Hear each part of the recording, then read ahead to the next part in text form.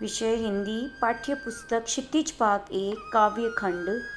पाठ रसखान के सेवैये, काल भक्ति काल, धारा सगुण भक्ति काव्य धारा, काव्य शैली सवैये। प्रश्नोत्तर। प्रश्न 8, कालिंदी कूल कदम की डारन में कौन सा अलंकार है?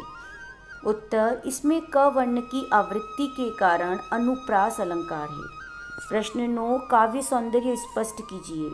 या मुरली मुरलीधर की अधरान धरी अधरान धरूंगी। उत्तर, उपर्युक्त पंक्ति में कृष्ण की मुरली के प्रति गोपियों का ईर्ष्या भाव प्रकट हुआ है। गोपी कृष्ण के संपूर्ण रूप को धारण कर लेना चाहती है, किंतु कृष्ण की मुरली को धारण नहीं करना चाहती, क्योंकि वह मुरली सदैव श्री कृष्ण के पास रहती है तथा उसे कृष्ण के होठों का स्पर्श प्राप्त होता है, और गोपियाँ इस सुख से वंचित है, इसलिए उनका इस मुरली के प्रति सोतिया डाह अर्थात सौतेली जलन है। इसमें यमक अलंकार का सौंदर्य है। अधरान अधरों पर, अधरा न होठों पर नहीं। अनुप्रास अलंकार का सौंदर्य भी देखते ही बनता है। वंशी के प्रति गोपियों के ईर्ष्या भाव का चित्रण हुआ है। यहाँ ब्रज भाषा की मिठास युक्त सवैया छंद, श्रृंगार रस, प्रसाद गुण तथा लक्षणा शब्द शक्ति की छटा दर्शनीय है। रचना और अभिव्यक्ति से संबंधित प्रश्न 10 है। प्रस्तुत सवैयों में जिस प्रकार ब्रजभूमि के प्रति प्रेम अभिव्यक्त हुआ है, उसी तरह आप अपनी मातृभूमि के प्रति अपने मनोभावों को अभिव्यक्त कीजिए। उत्तर, मेरी मातृभूमि मेरे लिए वंदनीय है। वैसे तो मेरी मातृभूमि भारत है, परंतु जन्मभूमि उदयपुर है। यह अत्यंत रमणीय है।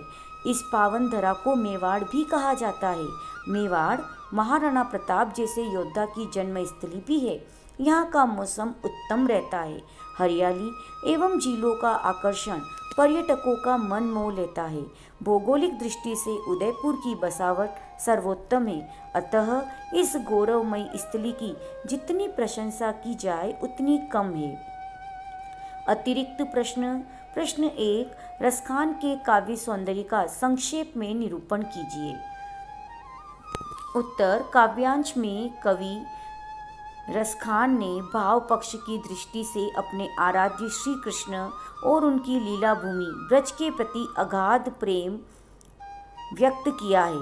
वे अगले जन्म में भी उन्हें चाहे जिस रूप में जन्म मिले, वे कृष्ण से संबंधित वस्तुओं का ही साथ चाहते हैं।